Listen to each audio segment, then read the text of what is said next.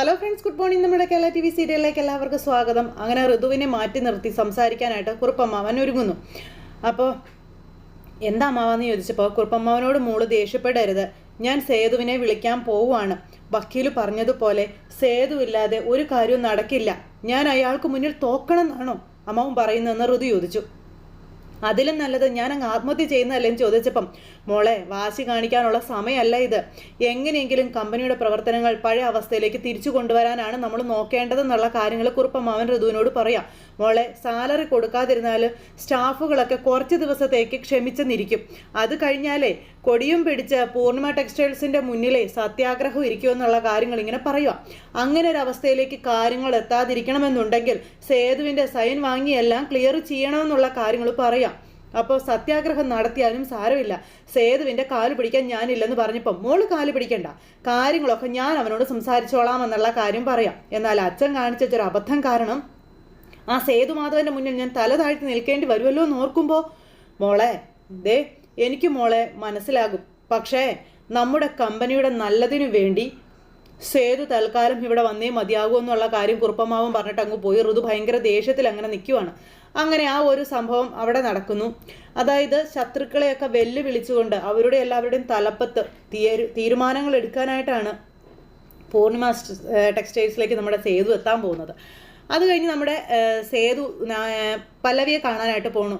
അപ്പോൾ ഞാൻ സേതുവേട്ടനോട് ഒരു കാര്യം പറഞ്ഞിരുന്നില്ലേ, അത് പ്രിൻസിപ്പളിനോട് സംസാരിച്ച് ഓക്കെ ആക്കിയിട്ടുണ്ടെന്നുള്ള കാര്യം പറയുമ്പം ആണോ, താങ്ക് യു പക്ഷേ പ്രോഗ്രാം നല്ല കളറായിരിക്കണം, അല്ലെങ്കിൽ എനിക്കതിൻ്റെ നാണക്കേട് ഉണ്ടാവും കേട്ടോ എന്ന് പല്ലവി പറഞ്ഞപ്പോൾ പല്ലവി ചേച്ചി ഒന്നുകൊണ്ട് ഓർത്ത് ടെൻഷൻ അടിക്കേണ്ട, ദേ നല്ല ഗ്രാൻഡ് ആക്കിയ പരിപാടി ഞങ്ങൾ സെറ്റാക്കി തരുമെന്ന് പറഞ്ഞു. പിന്നെ അല്ലാതെ എന്ന് പറഞ്ഞു നിൽക്കുന്നു സേതു. പിന്നെ ക്യാഷിൻ്റെ കാര്യം ഞാൻ സംസാരിച്ചിട്ടില്ല, അത് സേതുവായിട്ട് സംസാരിക്കണമെന്ന് പറഞ്ഞു.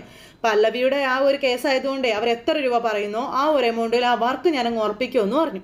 പിന്നെ ഇനി നഷ്ടം എന്തെങ്കിലും വന്നാൽ അത് ഞാൻ സഹിച്ചോളാമെന്നും പറഞ്ഞു. അങ്ങനെ നഷ്ടം വരുന്ന പരിപാടിക്കൊന്നും സേതുവായിട്ട് നിൽക്കേണ്ടെന്ന് പറഞ്ഞു പല്ലവി. ഇങ്ങനെ നഷ്ടവും ലാഭമൊന്നും അല്ല ഞങ്ങൾ നോക്കുന്നത്, പല്ലവി പഠിപ്പിക്കുന്ന കോളേജിൽ ഞങ്ങളുടെ വർക്ക് എങ്ങനെ മനോഹരമാക്കാം എന്നുള്ളത് മാത്രമാണ് ഞങ്ങൾ ആലോചിക്കുന്നതെന്ന് പറഞ്ഞു. പിന്നെ ഓരോ തവണ ഞങ്ങളുടെ വർക്ക് കണ്ടാൽ മറ്റൊരു കമ്പനിയെ പറ്റി പിന്നീട് ഒരു കാര്യത്തിൽ നിങ്ങളെ ആൾക്കാർ ചിന്തിക്കത്ത് പോലും ഇല്ല എന്നൊക്കെ പറഞ്ഞ് ഇവരിങ്ങനെ സംസാരിച്ചുകൊണ്ട് നിൽക്കുമ്പോഴത്തേക്കും സേതുവിൻ്റെ ഫോണിലേക്ക് നമ്മുടെ കുറുപ്പമ്മാവൻ്റെ കോള് വന്നു. നീ അത്യാവശ്യമായിട്ട് ഓഫീസിലേക്ക് വരാൻ പറഞ്ഞു. അപ്പോൾ എന്തിനാണെന്ന് ചോദിച്ചു. നീ വരേണ്ട കാര്യമുണ്ട് അതുകൊണ്ടാണെന്ന് പറയുമ്പം ഇല്ല ഞാൻ വരില്ല എന്ന് പറഞ്ഞു. സേതു നീ വരാതിരുന്നാൽ അത് ശരിയാവില്ല, അതുകൊണ്ടാണെന്ന് പറഞ്ഞപ്പം ഞാൻ അവിടെ വന്നാലാണ് ഒട്ടും ശരിയാവാത്തതെന്ന് പറഞ്ഞപ്പം സേതു ഞാൻ നിന്നെ വിളിക്കുന്നത് അത്രയ്ക്ക് അത്യാവശ്യമുള്ളത് കൊണ്ടാണെന്ന് പറഞ്ഞപ്പം കുറുപ്പമ്മാവൻ ഇനി എന്ത് പറഞ്ഞാലും ഞാൻ അങ്ങോട്ട് വരില്ല എന്ന് പറഞ്ഞു. ആ രതികയും ഞാനും ഒട്ടും ശരിയാവാൻ പോണില്ല, പിന്നെ പ്രതാപനുമായിട്ട് അത്രയും കൂടെ ശരിയാവത്തില്ല എന്ന് സേതു. കുറുപ്പമ്മാവൻ ഫോൺ വെച്ചോളാൻ പറഞ്ഞു. എനിക്ക് കുറച്ച് തിരക്കുണ്ടെന്നും പറഞ്ഞു സേതു ഫോൺ അങ്ങ് കട്ട് ചെയ്തു. കുറുപ്പമ്മാവനാണെങ്കിൽ ആകെ ധർമ്മസങ്കടത്തിലായി. ആ സമയത്ത് പല്ലവി കുറുപ്പമ്മാവൻ എന്തിനാ വിളിച്ചതെന്ന് ചോദിച്ചു. അത് പിന്നെ പൂർണിമ ടെക്സ്റ്റൈൽസിൻ്റെ ഓഫീസിലേക്ക് ചെല്ലാൻ പറഞ്ഞു. എന്നിട്ട് സേതുവേട്ടൻ പോകുന്നില്ലേ എന്ന് ചോദിച്ചപ്പം ഇല്ല ഞാൻ പോയാൽ ശരിയാവില്ല എന്ന് സേതു പറയാം. അങ്ങനെയല്ല സേതുവേട്ടാ, കുറുപ്പമ്മാവൻ സേതുവേട്ടനെ വിളിക്കണമെങ്കിൽ എന്തെങ്കിലും കാര്യം ഉണ്ടാവും, സേതുവേട്ടൻ എന്തായാലും പോയിട്ട് വരാൻ പറഞ്ഞു പല്ലവി ഞാനവിടെ പോകുന്നത് ആ ഋതികയ്ക്കും പ്രതാപനും ഇഷ്ടമല്ല എന്ന് പറഞ്ഞു. വെറുതെ എന്തിനാ അവിടെ പോയൊരു സീനുണ്ടാക്കുന്നത്, സേതുവേട്ടൻ മറ്റാരുടെയും മുഖം നോക്കണ്ട, കുറുപ്പമ്മാവൻ വരാൻ വിളിക്കുന്നുണ്ടെങ്കിൽ അവിടെ എന്തോ കാര്യമായ പ്രശ്നം കാണും, അതുകൊണ്ടാണെന്ന് പല്ലവി പറഞ്ഞത് കേട്ട് നമ്മുടെ സേതു ഇങ്ങനെ തീരുമാനിച്ച് നിൽക്കുന്നു. ഈ സമയത്ത് അവനെ കാത്തിരുന്ന സമയം കളയാതെ മോൾ വീട്ടിൽ പോകുക നോക്കാൻ പറഞ്ഞുകൊണ്ട് ഇയാൾ ഞാനും ഇറങ്ങാൻ പോവാണെന്നൊക്കെ പറഞ്ഞു. അപ്പോൾ പ്രതാപം കുറച്ച് നേരം കൂടെ വെയിറ്റ് ചെയ്യാൻ പറഞ്ഞു കുറുപ്പമ്മാവൻ. ഓ വെയിറ്റ് ചെയ്യാം, തമ്പുരാനിങ് എഴുന്നള്ളി വരുമോ എന്ന് ചോദിച്ചപ്പോഴത്തേക്കും വരും എന്ന് പറഞ്ഞ് തീർന്നില്ല നമ്മുടെ സേതു അവിടേക്ക് വന്നു. അവിടുത്തെ സ്റ്റാഫിനോട് ഓഫീസ് റൂം എവിടെയാണെന്ന് ചോദിച്ചു. നല്ല പവർഫുള്ളായിട്ടാണ് നമ്മുടെ സേതു അങ്ങോട്ടേക്ക് വരുന്നത്. സേതു വന്നപ്പോൾ എല്ലാവരും കൂടി ഇങ്ങനെ കൂടി ഇരിപ്പുണ്ട്. സേതുവിനോട് വന്നിരിക്കാനായിട്ട് പറഞ്ഞു നമ്മുടെ കുറുപ്പമ്മാവൻ. ഋതികയാണെങ്കിൽ പല്ല് എറിഞ്ഞ് അപ്പുറത്തേക്ക് നോക്കി ഇരിക്കുവാണ്. നമ്മുടെ പ്രതാപനും അതുപോലെ തന്നെ. സേതു ഒന്നും മിണ്ടുന്നില്ല. സേതു വന്ന് അവിടെ അങ്ങനെ ഇരിക്കുക കേട്ടോ. ബാക്കിയുള്ളവരെല്ലാവരും ഇവരെ നോക്കിക്കൊണ്ടിരിക്കുന്നു. അപ്പോൾ കുറുപ്പമ്മാവൻ എന്തിനാ എന്നോട് വരാൻ പറഞ്ഞത് എന്ന് ചോദിച്ചു. അത് പെട്ടെന്നൊന്ന് പറഞ്ഞിരുന്നെങ്കിൽ എനിക്ക് എൻ്റെ കാര്യം നോക്കി പോകാമായിരുന്നു എന്നും പറഞ്ഞുകൊണ്ട് നമ്മുടെ സേതു പറയാം. അപ്പോഴേക്ക് ഇങ്ങനെ ഇരിക്കുക കേട്ടോ. ഈ സമയം വക്കീലെ കാര്യങ്ങൾ പറഞ്ഞു കൊടുക്കാൻ പറഞ്ഞു. അപ്പോൾ സേതുവിന് അറിയാമല്ലോ, സേതുവിൻ്റെ അച്ഛൻ മാധവൻ സാറിൻ്റെ വിൽപ്പത്ര പ്രകാരം കമ്പനിയുടെ എല്ലാ ഇടപാടുകളിലും സേതുവിൻ്റെ സമ്മതം വേണമെന്ന് എഴുതിയിട്ടുണ്ടെന്ന് പറഞ്ഞപ്പം അങ്ങനൊരു അവിവേകം അദ്ദേഹം കാണിച്ചു എന്ന് സേതു പറയുക. പ്രതാപൻ ഇങ്ങനെ നോക്കുക കേട്ടോ. കുട്ടിക്കാലത്ത് സ്നേഹമോ തന്നില്ല, ചാവാൻ നേരത്ത് കുറച്ച് അവകാശങ്ങൾ ഒരുക്കി തന്നിട്ടാ മാധവൻ സാർ അങ്ങ് കരുതി കാണുമെന്ന് പറഞ്ഞുകൊണ്ട് അങ്ങനെയൊക്കെ പറയാം. എന്തായാലും ഞങ്ങളാകെ പെട്ടിരിക്കുകയാണെന്ന് പറഞ്ഞു. സ്റ്റാഫുകൾക്ക് സാലറി പോലും കൊടുക്കാൻ പറ്റാത്തൊരവസ്ഥയാണെന്ന് പറഞ്ഞപ്പോഴത്തേക്കും ഓ ആണോ, അയ്യോ അത് ഞാൻ അറിഞ്ഞില്ല കേട്ടോ എന്ന് പറഞ്ഞു. എന്തായാലും ഞാൻ കാരണം ആരുടെയും വീട്ടിലെ അടുപ്പ് പുകയാതിരിക്കേണ്ട, അതുമാത്രമല്ല മക്കളുടെ പഠിത്തവും അച്ഛൻ്റെ അമ്മയുടെയും ചികിത്സയും ഒക്കെ ഇവിടുന്ന് കിട്ടുന്ന വരുമാനത്തിലായിരിക്കുമല്ലോ നടക്കുന്നത്. അതിനി എൻ്റെ ഒപ്പിൻ്റെ പേരിൽ വഴിയാധാരാവണ്ട എന്ന് പറഞ്ഞു. ഏത് പേപ്പറിൽ ഒപ്പിടണ്ടേന്ന് വെച്ചാൽ പറഞ്ഞാൽ മതി, ഞാൻ ഒപ്പിട്ട് തരാമെന്ന് നമ്മുടെ സേതു പറഞ്ഞപ്പോൾ പ്രതാപൻ ഇങ്ങനെ വലുതായിട്ടിരിക്കുക. അപ്പോൾ ഏതൊക്കെയാണെന്ന് വെച്ചാൽ കൊടുക്കാൻ പറഞ്ഞു. അങ്ങനെ നമ്മുടെ സേതു അതിലൊക്കെ വായിച്ച് നോക്കി ഒപ്പിടുക. അങ്ങനെ സേതു ഒപ്പിട്ട് കഴിഞ്ഞപ്പോഴത്തേക്കും ഈ പ്രതാപൻ സേതുവിനെ ഇങ്ങനെ നോക്കുന്നുണ്ട് കേട്ടോ. അപ്പോൾ സോറി കണക്കപ്പിള്ളേ, സാറിന് സമയമില്ല, ഇനി ദേ കണക്കും കാര്യങ്ങളൊക്കെ നോക്കാതെ ഞാൻ ഒന്നിലും നോക്കില്ല എന്നുള്ള കാര്യങ്ങൾ നമ്മുടെ സേതു പറഞ്ഞപ്പോഴത്തേക്കും ഞെട്ടി. ഇവിടെ ഇരിക്കുന്ന മാനേജറും അയാളുടെ ആളുകളും ചേർന്ന് ഇവിടെ നിന്ന് എത്ര രൂപ മുക്കിയിട്ടുണ്ടെന്ന് ആർക്കറിയാമെന്നും പറഞ്ഞുകൊണ്ട് ഇങ്ങനെ പറയുമ്പോഴത്തേക്കും നമ്മുടെ സേതു ഒന്ന് ഞെട്ടി. അപ്പോൾ അതേ അനാവശ്യം പറയരുതെന്ന് അയാൾ കയറി പറഞ്ഞപ്പം അയ്യോ സാറ് നോവിക്കണ്ട, സാറിൻ്റെ മുഖം കണ്ട കള്ളന് കഞ്ഞി വെച്ചവനാണോ എന്ന് എനിക്കൊരു സംശയമുണ്ട്, അതുകൊണ്ട് പറഞ്ഞതാണെന്നും പറഞ്ഞുകൊണ്ട് നമ്മുടെ സേതു പറഞ്ഞു. അപ്പോൾ ഋതു ഇങ്ങനെ നോക്കുക കേട്ടോ. പ്രതാപനൊന്നും അല്ലാത്ത രീതിയിൽ നിൽക്കുക. അപ്പം മാറ്ററിലേക്ക് വരാം. കണക്കപ്പിള്ളേ, അതെ ഈ സാറിന് കൊടുക്കാൻ എവിടെയൊക്കെ ഒപ്പിടണമെന്ന് പറഞ്ഞേ. അപ്പോൾ അതാ ഇവിടെ ഇവിടെ ഇവിടെ എന്ന് പറഞ്ഞ് കാണിച്ചു കൊടുക്കുന്നു. നമ്മുടെ സേതു വന്നിട്ട് ഇങ്ങനെയെല്ലാം പറയാം. അപ്പോൾ സാലറി കൊടുക്കാനുള്ളതിൽ മാത്രം ഒപ്പിടുന്നുള്ളൂ. അപ്പോൾ ഇതാ ഇവിടെ നോക്ക്, ഇവിടെ അല്ലേ എന്ന് പറഞ്ഞിട്ട് സേതു സാലറിയുടെ പേപ്പറിൽ മാത്രം ഒപ്പിട്ടു. അപ്പോൾ കഴിഞ്ഞല്ലോ ഓക്കെ എന്നും പറഞ്ഞു. ബാക്കിയൊക്കെ വേണ്ടപ്പെട്ടവർ പരിശോധിച്ച് കണക്കെല്ലാം ക്ലിയർ ആണെന്ന് വന്നതിന് ശേഷം നമുക്ക് ഒപ്പിടാമെന്നും പറഞ്ഞു. അങ്ങനെ നമ്മുടെ സേതു അങ്ങ് തീരുമാനം എടുത്തു. കുറുപ്പമാവ ഹാപ്പി അല്ലേ എന്ന് ചോദിച്ചു. ഓക്കേടാ എന്നും പറഞ്ഞു നമ്മുടെ കുറുപ്പമാവൻ. സേതു വന്നിട്ട് പ്രതാപൻ്റെയും സകല പേരും കള്ളന്മാരുടെ ഇടപാടുകൾ തീർത്തിട്ട് അവിടെ നിന്ന് അങ്ങ് പോകുന്നത്. ഋതിക്ക് അന്നേരം ഇങ്ങനെ ഇരിക്കും കേട്ടോ. ഈ സമയത്ത് പ്രതാപൻ ഛേ എന്നും പറഞ്ഞുകൊണ്ടിരിക്കുന്നത് പോലെ തന്നെ മാനേജരും. പ്രതാപൻ അന്നേരത്തേക്ക് ഇങ്ങനെ കണ്ണിറുക്കി കാണിക്കുകയാണ് കുഴപ്പമൊന്നുമില്ല പോട്ടെ എന്ന്. ഈ സമയത്ത് നമ്മുടെ ഋതു ഭയങ്കര ദേഷ്യത്തിലിരിക്കുക. പിന്നെ കാണിക്കുന്ന പല്ലവിയാണെങ്കിൽ അവിടെ നിൽക്കുന്നു. ഈ സമയത്ത് അവിടെ വന്നിരിക്കുന്ന കൺസ്ട്രക്ഷൻസും കാര്യങ്ങളും എല്ലാം വന്ന് നോക്കി നമ്മുടെ സേതു വിലയിരുത്തുന്നു. അപ്പോൾ ഒരു കാരണവശാലും പൂർണിമ ടെക്സ്റ്റൈൽസിൻ്റെ ഈ ഒരു ഇത് പൊളിച്ച് നിൽക്കാൻ ഞാൻ സമ്മതിക്കില്ല എന്ന് പറഞ്ഞു. അതൊക്കെ പൊളിച്ചു മാറ്റാനായിട്ട് പ്രതാപനാണ് ശ്രമിക്കുന്നത്. എല്ലാ കള്ളത്തരങ്ങളും നമ്മുടെ സേതു കൈയോടെ പോക്കുവാണ്. അപ്പോൾ പൂർണിമ ടെക്സ്റ്റൈൽസ് നശിപ്പിക്കാനാണ് അയാൾ ശ്രമിക്കുന്നത് എന്നുള്ള കാര്യങ്ങളൊക്കെ നമ്മുടെ സേതുവും ഹരി എല്ലാവരും കൂടെ നിന്ന് പറയാം. അപ്പോൾ പല്ലവിയുണ്ട് കൂടെ. അങ്ങനെയല്ല, ശത്രുവാണെങ്കിലും അവർക്ക് ദോഷമുണ്ടാകുന്ന കാര്യങ്ങൾ വരാൻ പോകുന്നു എന്ന് മനസ്സിലാക്കിയാതെ അവരോട് പറയണമെന്നുള്ള കാര്യങ്ങൾ നമ്മുടെ പല്ലവി പറയാം. ഋതികയുടെ അവളുടെ അമ്മയുടെയും കാര്യത്തിൽ എൻ്റെ ഭാഗത്തു നിന്നൊരു സഹായം പ്രതീക്ഷിക്കേണ്ടെന്ന് കാര്യം സേതു പറയുമ്പോൾ സേതു ഏട്ടാ, മാധവൻ സാറിന് പ്രതാപൻ്റെ സ്വഭാവം നേരത്തെ തന്നെ മനസ്സിലായിട്ടുണ്ടാവും. അയാൾ പൊന്നുമടത്തിലുള്ളവരെ പെരുവഴിയിലാക്കാൻ പോകുന്നു എന്നുള്ളതുകൊണ്ടാവും സ്വത്തുക്കളുടെയും കമ്പനിയുടെയും ഒക്കെ അവകാശത്തിൽ ഒരു വീതം എഴുതി വെച്ചത്. അതുകൊണ്ടിപ്പോൾ ഞാൻ പൊല്ലാപ്പ് പിടിച്ചില്ലെന്ന് സേതു. ഇനിയിപ്പോൾ ഇടയ്ക്കിടയ്ക്ക് പൂർണിമ ടെക്സ്റ്റൈൽസിലൊക്കെ പോകേണ്ടി വരും ഒപ്പുവയ്ക്കാൻ. ഹോ എൻ്റെ പൊന്ന ഒരുമാതിരി പോലീസ് സ്റ്റേഷനിൽ പോകുന്ന അവസ്ഥയാണ്. എൻ്റെ ഒപ്പില്ലെങ്കിൽ അവിടെ ഒരു പേപ്പർ പോലും അനങ്ങില്ല അവിടെ എന്ന് പറഞ്ഞപ്പം സേതുവേട്ട കയ്യിലേക്ക് വന്ന അധികാരത്തെ തമാശയായിട്ട് കാണരുതെന്നും ഒരച്ഛനും മകന് കൊടുക്കാവുന്ന ഏറ്റവും വലിയ അംഗീകാരമായിട്ട് വേണം അതിനെ കാണാനെന്ന് പറഞ്ഞു. അപ്പോൾ സേതു പറഞ്ഞു, ഒരു മകന് കൊടുക്കേണ്ടതൊന്നും കൊടുക്കേണ്ട സമയത്ത് കൊടുക്കാതെ അവസാനം ഇങ്ങനെയൊക്കെ കൊണ്ട് കാണിച്ചു വെച്ചിട്ടുണ്ടെങ്കിലേ ആർക്കാണ് അതിന് വില കൊടുക്കാൻ തോന്നുന്നത്? എൻ്റെ അച്ഛനെ കാണാനേ ഞാൻ കൊതിച്ചിട്ടുണ്ട്, ഒന്ന് അടുത്തിരിക്കാൻ ഞാൻ ഒരുപാട് ആഗ്രഹിച്ചിട്ടുണ്ട്. അപ്പോഴൊക്കെ അയാൾക്ക് ലക്ഷ്മിയുടെ മകനെ വേണ്ട, പൂർണിമയുടെ മക്കളെ മതിയായിരുന്നു എന്നുള്ള കാര്യം പറഞ്ഞ് നമ്മുടെ സേതു പഴയ കാര്യങ്ങൾ വീണ്ടും വീണ്ടും പറയുന്നു. സേതുവേട്ടന് അച്ഛനോട് ഇപ്പോഴും ദേഷ്യമാണെന്ന് ചോദിച്ചപ്പോൾ എനിക്ക് ദേഷ്യമല്ല പല്ലവി, സങ്കടമാണ് ഉള്ളതെന്ന് പറഞ്ഞു. നല്ല കാലത്ത് അച്ഛൻ്റെയും അമ്മയുടെയും സ്നേഹം കിട്ടാത്തതിനുള്ള സങ്കടം, അതൊക്കെ ആ ഒരു അവസ്ഥയിലൂടെ കടന്നു പോകുന്നവർക്കേ മനസ്സിലാവത്തുള്ളൂ നമ്മുടെ സേതു പറഞ്ഞപ്പം സേതുവേട്ടാ, അച്ഛൻ ജീവിച്ചിരുന്നപ്പോൾ ഒരുപാട് തവണ തെറ്റുകൾ ഏറ്റുപറയാനായിട്ട് സേതുവേട്ടന് മുന്നിൽ വന്നിട്ടുണ്ട്. എന്തിന്, മരിക്കുന്നതിൻ്റെ തലേദിവസം പോലും വന്നില്ലേ? അന്നും അച്ഛന് പറയാനുള്ളത് കേൾക്കാൻ മനസ്സ് കാണിക്കാതിരുന്നത് സേതുവേട്ടനല്ലേ? ഞാനങ്ങനെ കാണിച്ചതേ ആ മനുഷ്യനോടുള്ള വെറുപ്പ് കൊണ്ടാണെന്ന് സേതു അന്നേരം അവിടെ നിന്ന് പറയാം. ഇനി ഒരിക്കലും വെറുപ്പ് കാണിക്കരുത്. അച്ഛൻ ജീവിച്ചിരുന്നപ്പോൾ എന്തൊക്കെ സ്വപ്നങ്ങൾ കണ്ടോ അതൊക്കെ സേതുവേട്ടനിലൂടെ നിറവേറ്റണമെന്ന് പല്ലവി. ടെക്സ്റ്റൈൽസിൻ്റെ കാര്യങ്ങൾ സേതുവേട്ടനും ശ്രദ്ധിക്കണം. അല്ലെങ്കിലേ മാധവൻ സാറിൻ്റെ ഏറ്റവും വലിയ സ്വപ്നം ആ പ്രതാപനും മറ്റും ചേർന്ന് തകർത്ത് കളയുന്ന കാഴ്ച നമുക്ക് കാണേണ്ടി വരുമെന്നുള്ള കാര്യം പല്ലവി പറയുക. ഇടഞ്ഞു നിന്ന സേതുവിനെ മെരുക്കിയെടുക്കുന്ന നമ്മുടെ പല്ലവി തന്നെയാണ്. അങ്ങനെ ആ ഒരു ഇത് കഴിഞ്ഞു. അപ്പോൾ മാനേജർ വീട്ടിലേക്ക് വരുന്നു. പൂർണിമ വന്നു വാതിൽ തുറന്നു. അപ്പോൾ എന്താടോ എന്ന് ചോദിച്ചപ്പോൾ ഋതിക മേഡം കാണണമെന്ന് പറഞ്ഞു. ആണോ, എന്നാൽ കയറി വാ മഹേഷ് വാ, ഞാൻ ഋതുവിനെ വിളിക്കാമെന്നും പറഞ്ഞു.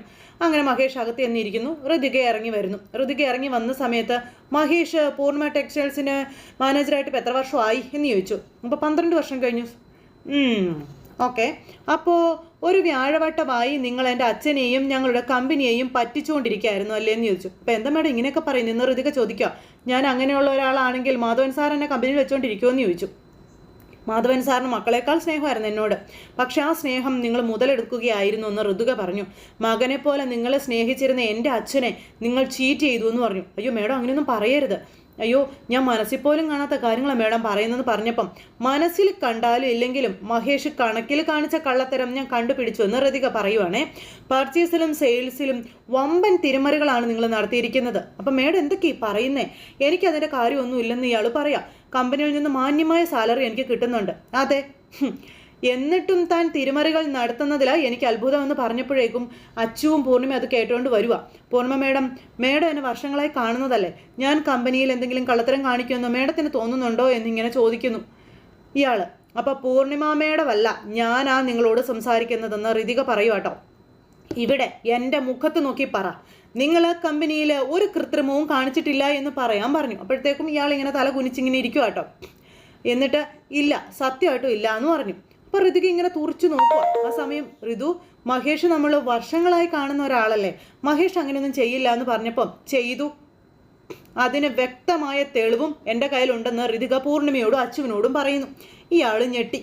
പിന്നെ ഇക്കാര്യം കമ്പനിയിൽ വെച്ച് ഞാൻ ചോദിക്കാതിരുന്നത് മറ്റുള്ളവരുടെ മുന്നിൽ നിങ്ങളെ നാണം കെടുത്തണ്ട എന്ന് കരുതി മാത്രമാണെന്ന് നമ്മുടെ ഋതിക പറയുക. നിങ്ങൾ ചെയ്ത പ്രവൃത്തിക്ക് നിങ്ങൾ ഇപ്പം തന്നെ കമ്പനിയിൽ നിന്ന് പറഞ്ഞു വിടേണ്ടതാണ്. പക്ഷേ ഞാനത് ചെയ്യാതിരിക്കുന്നത് നിങ്ങളുടെ ഫാമിലിയെ ഓർത്തിട്ട് മാത്രമാണെന്ന് ഋതുക പറഞ്ഞു. പിന്നെ പക്ഷേ ഇനി ഇതുപോലെ എന്തെങ്കിലും ഉണ്ടായാൽ മാനേജർ കസേരയിൽ നിങ്ങൾ ഉണ്ടാവില്ല എന്ന് പറഞ്ഞു. അങ്ങനെ ഇയാൾ തല കുനിച്ചിരിക്കും കേട്ടോ. നിങ്ങൾക്ക് പോകാമെന്നും പറഞ്ഞ ഋതുക ഇയാളെ പറഞ്ഞു വിടുന്നു. ഇയാളാണെങ്കിൽ തലനാരിഴയ്ക്ക് രക്ഷപ്പെട്ട് അവിടെ നിന്ന് ഊരി പോരാനായിട്ടാണ് നോക്കുന്നത്. അപ്പോൾ ഞാൻ അയാളെ പറഞ്ഞു വിടാത്തത് അയാളുടെ ഫാമിലിയെക്കുറിച്ച് ഓർത്തിട്ടൊന്നുമല്ല, അയാൾ മാത്രമല്ല അയാൾക്ക് പിന്നിൽ മറ്റാരെങ്കിലും ഉണ്ടോ എന്ന് അറിയാനാണ് ഞാൻ അയാളെ പിടിച്ചു നിർത്തിയിരിക്കുന്നത്. അയാൾ കുറച്ച് നാളുകൂടി നമ്മുടെ കമ്പനിയിൽ തുടരണമെന്നുള്ള കാര്യം ഋതുക പറയുക. എന്നിട്ട് പിന്നെ ഇന്ന് സേതു എന്ന് പറയുന്നവൻ വന്നതുകൊണ്ടാവും മഹേഷിൻ്റെ കള്ളത്തരങ്ങൾ എനിക്ക് കണ്ടുപിടിക്കാൻ പറ്റിയത്. അങ്ങനെ ജീവിതത്തിൽ ആദ്യമായിട്ട് അയാളെ കൊണ്ടൊരു ഉപകാരം ഉണ്ടായി എന്ന് പറഞ്ഞു നമ്മുടെ ഋതു. സേതുവേട്ടൻ സൂപ്പറാണെന്ന് അച്ചു. ഏട്ടൻ കമ്പനി കാര്യങ്ങളിൽ ഇടപെട്ട് തുടങ്ങി നൈസായിട്ട് നമ്മൾ പറ്റിച്ചുകൊണ്ടിരിക്കുന്ന പല മാന്യന്മാരുടെയും മുഖംമൂടി അഴിഞ്ഞു വീഴും, നീ നോക്കിക്കോളാൻ പറഞ്ഞു അച്ചു. അല്ല അമ്മേ എന്ന് പൂർണിമയോട് ചോദിച്ചപ്പോൾ അതേന്ന് പറഞ്ഞു. അങ്ങനെ ഇരിക്കുമ്പോൾ നമ്മുടെ ഋതു ഇങ്ങനെ ആലോചിക്കുക കേട്ടോ. എന്തായാലും പൂർണിമയിലെ പെരുങ്കള്ളന്മാരെയൊക്കെ ഋതികയുടെ കൺമുന്നിൽ തെളിവ് സഹിതം പിടിപ്പിച്ചു നമ്മുടെ സേതു. നല്ല മാസമായിട്ട് കയറി ചെന്ന്. ഇതെല്ലാം കഴിഞ്ഞു രാത്രിയായി. നമ്മുടെ സേതു ഒക്കെ തട്ടുകടയിൽ നിന്ന് ഭക്ഷണം കഴിക്കുമ്പോൾ കുറുപ്പമ്മാവൻ അങ്ങോട്ടേക്ക് വന്നു. അപ്പോൾ എന്താ കുറുപ്പമ്മാവ, സേതു എന്ന ടെക്സ്റ്റൈൽസിൽ വന്നിട്ട് എങ്ങനെ ഉണ്ടായിരുന്നു, അവിടെ നടക്കുന്ന കാര്യങ്ങളെക്കുറിച്ച് നിനക്ക് ഏതാണ്ട് ഒരു വ്യക്തത കിട്ടിയില്ലെന്ന് കുറുപ്പമ്മാവൻ ചോദിക്കാം. അപ്പോൾ സേതു ഇങ്ങനെ ചിരിച്ചുകൊണ്ട് നിൽക്കുക കേട്ടോ. ഇനി ആ കമ്പനിയുടെ എല്ലാ കാര്യങ്ങളിലും നിന്റെ ഇടപെടൽ ഉണ്ടാവണമെന്ന് പറഞ്ഞു. എങ്കിലേ പ്രതാപൻ്റെ കള്ളത്തരങ്ങൾക്ക് കടിഞ്ഞാണിടാൻ പറ്റുമെന്ന് പറഞ്ഞു. അപ്പോൾ ഇല്ലമ്മാവ, ഞാൻ അവിടെ നിന്ന് ശരിയാവില്ല. പിന്നെ ഇപ്പോൾ കാര്യങ്ങളൊക്കെ നോക്കുന്നത് ഋതികയല്ലേ, അത് തന്നെ നല്ല കാര്യം. അപ്പം ഋതിക മോളും മിടിക്ക് തന്നെയാണ്. പക്ഷെ അവളെയും പ്രതാപൻ ഓരോന്ന് പറഞ്ഞ് വിശ്വസിപ്പിക്കും. കള്ളത്തരങ്ങൾ പറയാനും കാണിക്കാനും ഒക്കെ അവനൊരു പ്രത്യേക മിടുക്കുണ്ടെന്നുള്ള കാര്യങ്ങൾ നമ്മുടെ കുറുപ്പമ്മാവും പറയാം. നീ കൂടി കമ്പനി കാര്യങ്ങൾ ശ്രദ്ധിക്കുന്നുണ്ടെന്ന് തോന്നിയാൽ പ്രതാപൻ്റെ ഇടപെടലുകൾ കുറഞ്ഞുകൊണ്ടേയിരിക്കും. മനസ്സിലായോ സേതു? പ്രതാപനെ നീ ശ്രദ്ധിച്ചില്ല എന്നുണ്ടെങ്കിൽ പൂർണിമ ടെക്സ്റ്റൈൽസ് അവൻ പൂട്ടിച്ചിരിക്കും. അല്ലെങ്കിൽ അത് അവൻ്റെ കൈവെള്ളയിൽ ഒതുക്കും. 100% ഉറപ്പാണെന്നുള്ള കാര്യങ്ങൾ നമ്മുടെ കുറുപ്പമ്മാവൻ സേതുവിനോട് പറയുന്നു. ഇതൊക്കെ കേട്ട് നമ്മുടെ സേതു ഇങ്ങനെ ആലോചിച്ച് നിൽക്കുക. അങ്ങനെ ഈ ഒരു സംഭവങ്ങൾ അവിടെ നടക്കുന്നു. പിന്നെ കാണിക്കുന്നു പ്രതാപനെ. അപ്പോൾ മഹേഷും പ്രതാപനും കൂടെ നിന്ന് സംസാരിക്കുക. എൻ്റെ മഹേഷ് ഋതു ഓരോന്ന് പറയുന്നത് കേട്ട് താനിങ്ങനെ എന്തിനാണോ പേടിക്കുന്നതെന്ന് ചോദിക്കുക. ചത്തുപോയ അവളുടെ അച്ഛൻ മാധവമേനോൻ തിരിച്ചു വന്നാലും നമ്മുടെ ഡീലിങ്സ് കണ്ടുപിടിക്കാൻ പറ്റില്ല എന്ന് പറഞ്ഞു. എൻ്റെ പൊന്നു പ്രതാപ സാറേ, ഋതിക മേധത്തിൻ്റെ കയ്യിൽ വ്യക്തമായ തെളിവുകളുണ്ടെന്ന് അവർ പറഞ്ഞത്. അതല്ലേ എനിക്കിത്ര പേടിയെന്ന് ഇയാൾ പറയണം. അറിയാലോ, 1ഉം 2ഉം അല്ല, ലക്ഷങ്ങളാണ് നമ്മൾ സെയിൽസിലും പർച്ചേസിലും ഒക്കെ തിരിമറികൾ നടത്തിയിരിക്കുന്നതെന്നുള്ള കാര്യം ഇയാൾ പറഞ്ഞപ്പോൾ പ്രതാപനൊന്ന് ഞെട്ടി. ഇപ്പോൾ അവർക്ക് എന്നെ മാത്രമേ സംശയമുള്ളൂ. പക്ഷേ നന്നായിട്ടൊന്ന് കണക്കുകൾ പരിശോധിച്ചാൽ ആ സംശയം പ്രതാപൻ സാറിൻ്റെ നേർക്ക് തിരിയും എന്നുള്ള കാര്യം ഉറപ്പാണെന്ന് പറഞ്ഞു. പ്രതാപനോട് ഇയാൾ കാര്യങ്ങളെല്ലാം പറഞ്ഞു കൊടുക്കുക. ഇതൊക്കെ കേട്ട് പ്രതാപൻ ഒരു പേടിയില്ലാതെ നിൽക്കുക കേട്ടോ. ഇതല്ല ഇതിൻ്റെ അപ്പുറം കണ്ടവനാണെന്നുള്ള രീതിയിൽ. എടോ, താൻ എന്നെ കൂടി ടെൻഷൻ ആക്കാതെ ഒന്നും മിണ്ടാതിരിക്കടോ. ഇപ്പം അവൾക്ക് തന്നെ മാത്രമേ ഡൗട്ടുള്ളൂ. എന്നെയും കൂടെ ഡൗട്ട് വന്നാൽ കാര്യങ്ങളെല്ലാം പൊളിയും. പിന്നെ ഞാൻ കമ്പനിയിൽ ഉണ്ടെങ്കിൽ എങ്ങനെയെങ്കിലും തൻ്റെ തലയിൽ നിന്ന് പ്രശ്നങ്ങൾ ഊരി തരുമെന്ന് പറഞ്ഞു. അപ്പോൾ ദേ പ്രഥമ സാറ് നിന്ന് ധൈര്യത്തിന് ഞാൻ അതിനും കൂട്ടുന്നത്. അവസാനം സാറിനെ കൈയൊഴിഞ്ഞേക്കരുതെന്ന് ഇയാൾ പറഞ്ഞപ്പം, ഇല്ല മഹേഷേ, ഞാൻ ഒരിക്കലും കൈയൊഴിയില്ല. തനിക്ക് ഒരു കുഴപ്പം വരാൻ ഞാൻ നോക്കിക്കോളാം. താൻ എന്തിനാ വെറുതെ ടെൻഷൻ അടിക്കുന്നത്? എന്താ ധൈര്യമായിട്ട് പൊയ്ക്കോളാം പറഞ്ഞു. പിന്നെ ഈ പ്രശ്നങ്ങളെല്ലാം നമ്മുടെ തലയ്ക്ക് മീതെ വരാൻ പോവാണെന്ന് എനിക്കൊരു സംശയമുണ്ട് പ്രതാപ സാറേ. അങ്ങനെ വന്നാൽ നമ്മൾ പേടിക്കണം. കാരണം അപ്പുറ സൈഡിൽ നിൽക്കുന്നത് ആ സേതുവാണ്. പിന്നെ അതുപോലെ നമ്മൾ ഭയക്കേണ്ട ആൾ തന്നെയാണ് ഋതികയും. സേതുവും ഋതിക മേഡവും എന്നെങ്കിലും ഒന്നിച്ചാൽ പിന്നെ പ്രതാപൻ സാറിന് വീട്ടിലിരിക്കാം, എനിക്കും വീട്ടിലിരിക്കാം കേട്ടോ.